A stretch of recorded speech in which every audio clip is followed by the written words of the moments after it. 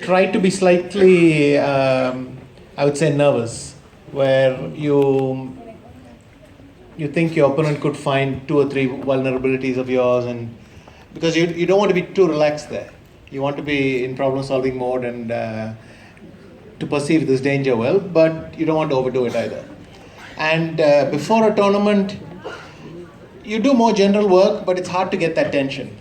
I will I will often find things in the last minute that I did not find for weeks before. Something in that tension produces that. It's like a writer who's thought of so many things, but when he puts pen to paper, things start flowing. I can easily imagine. May I call on stage Shaurya Gupta and Chinmayi Kuber? Shaurya Gupta, Chinmayi Kuber. In the meantime, are there any national, that is country-wise, typicalities of players that a Russian would play like this, or an Indian or a Briton would behave in his game in a certain way? There used to be.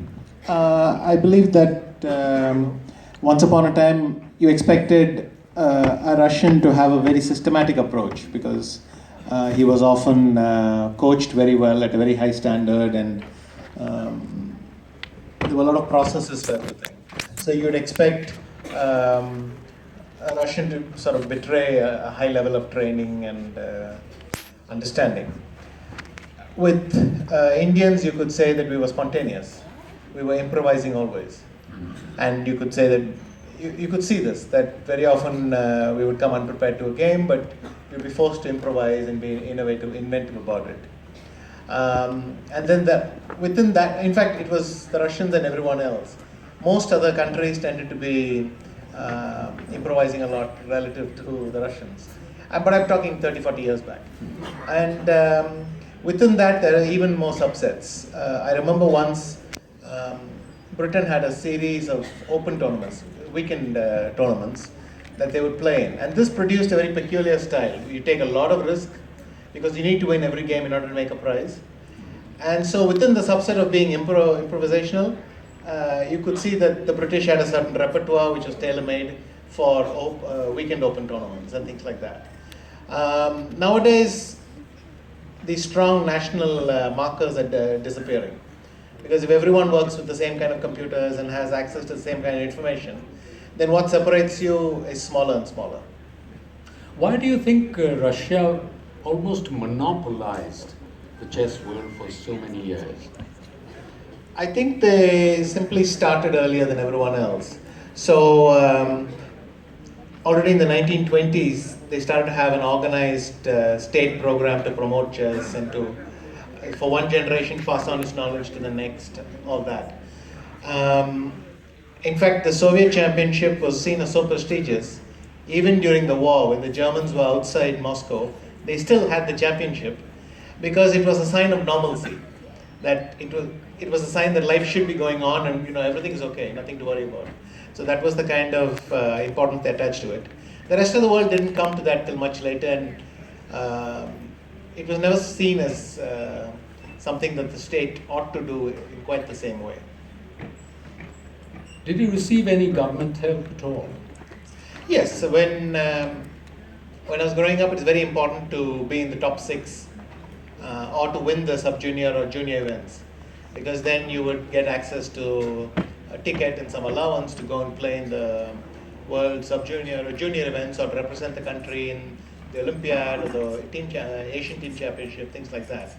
And so there was some help that they gave us, of course, but just not on the scale that other countries did.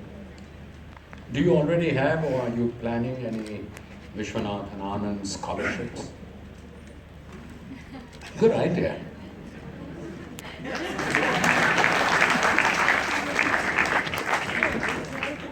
Well, I have a couple of programs. One with NIT, I have this program called the Mind Champions Academy, where we're trying to get chess moving in schools.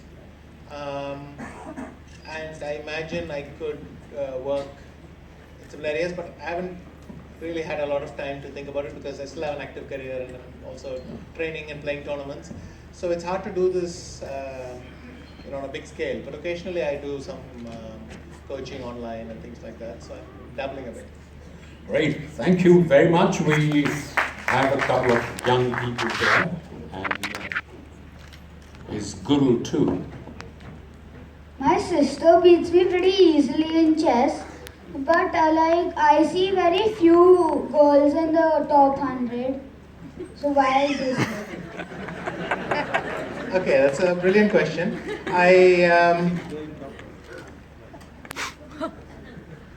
I don't know what to tell you about your sister. That seems like a recipe for getting into trouble, but I will say this. If someone is beating you consistently, just try to practice often.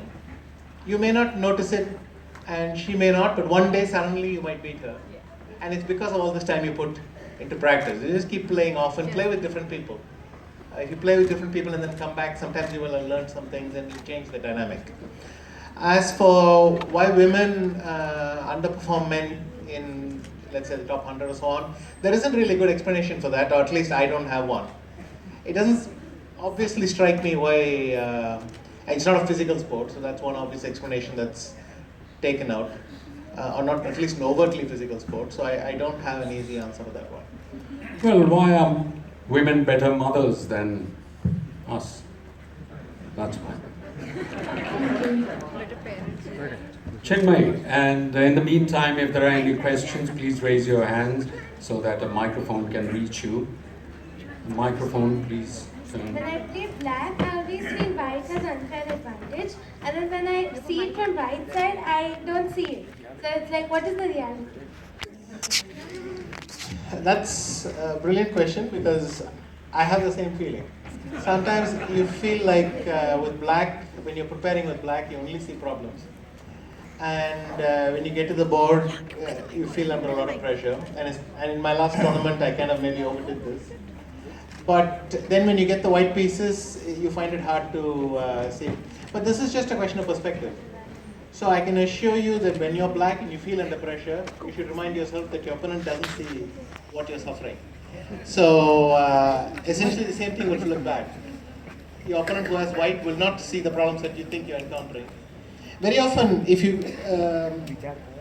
come to a chessboard and you turn it around, you'll suddenly start to see it with a different thing. It's really a question of perspective. So someone who's attacking will see a lot of defensive resource for their opponent, but someone who's defending will see the attacking ones, and so both of them are kind of struggling upwards. Thank you. A question from there. Who's holding the microphone? Hello? Sir, can you please tell us the the toughest game you played so far? I mean, can you tell us something about that? The toughest game.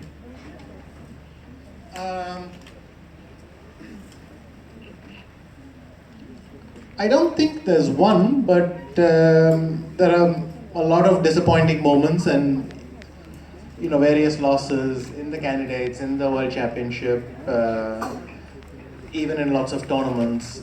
I remember some very tough losses from junior events. So there are things that you don't forget all your life because they were quite painful. So I remember once in Nagpur I played the national junior and I lost the last round. So like all these years later I can remember that game.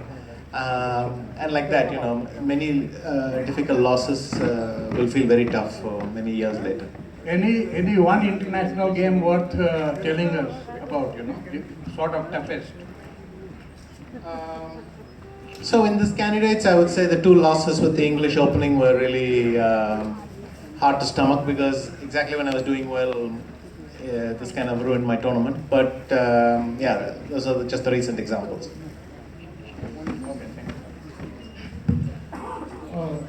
Do you ever lose temper because you just made a wrong move?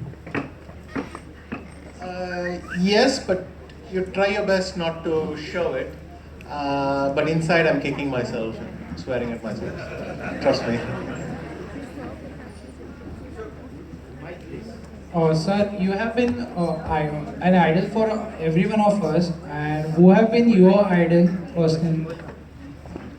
Well, I grew up idolizing Michael Tal, And in fact, later on when I met him, I liked him even more. Because he was very simple and fun-loving. He was the kind of person who went to a bar or something and would play blitz with any chess fan and things like that. I liked him both for his games and his personality. And I also admired Bobby Fischer, though I didn't meet him till much, much later. My question is, if you had to select one world champion from the history, which you have not played against yet, like Kramnik, Topalov or the others, so who would you like to play against, like, whether it is Alekhine or Max Server or Capablanca or something, and why?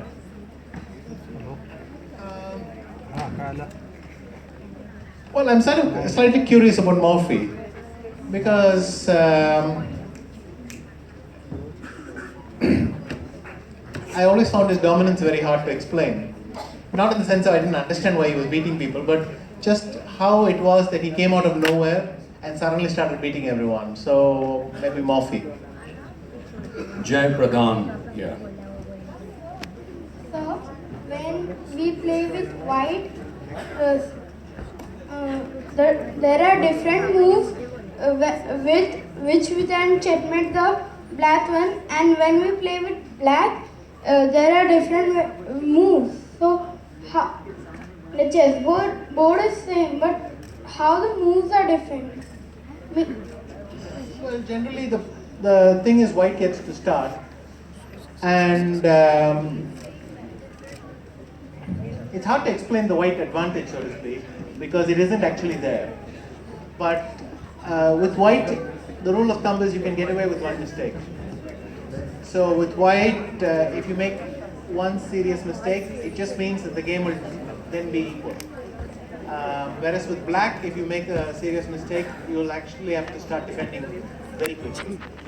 And that initiative is maybe the only difference. Thank you, sir. Sure. I am a right-handed chess player. Is that good or bad? Excuse me, I wanted to ask you one question.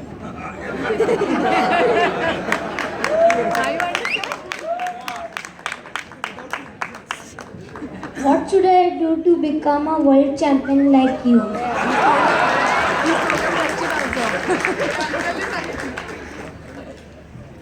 Well, it starts and you do it game by game.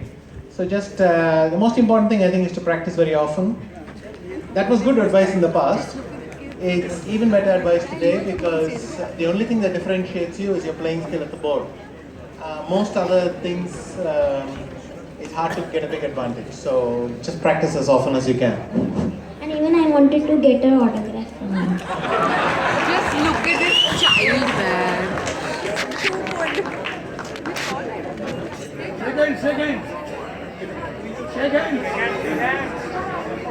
Hello.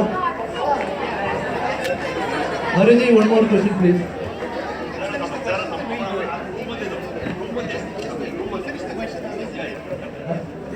Hariji, one more question, Let's finish please. the question and then we'll go.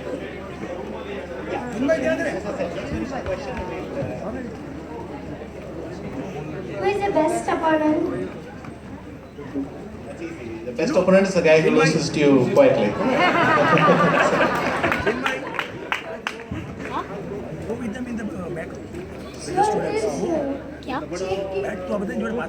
Is giving check important in the game?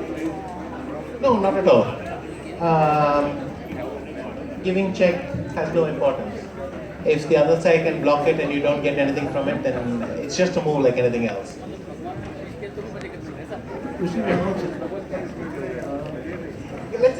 Let's finish the questions and we'll do autographs, okay? You are champion in your academics. You are champion in sports. How you are able to manage both things together? Obviously, in the beginning it wasn't so bad because I was not playing enough chess to affect my studies. But later on, well, let me diplomatically say I didn't make 100% anymore. But I still did reasonably.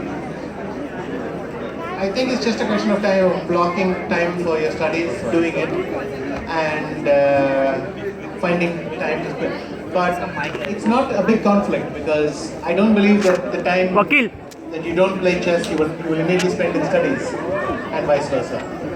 Thank you. Excuse me, sir. Hello. Excuse me, sir. Sir, last question. Sir, one last question, please. Should we emphasize more on strategy or tactics? Well, it's the same thing, really.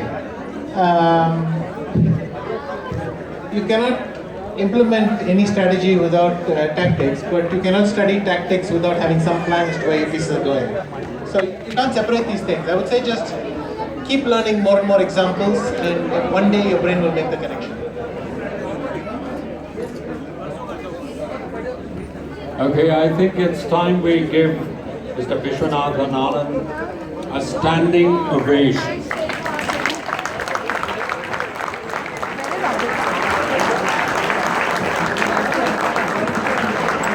And after the standing ovation will be the walking ovation.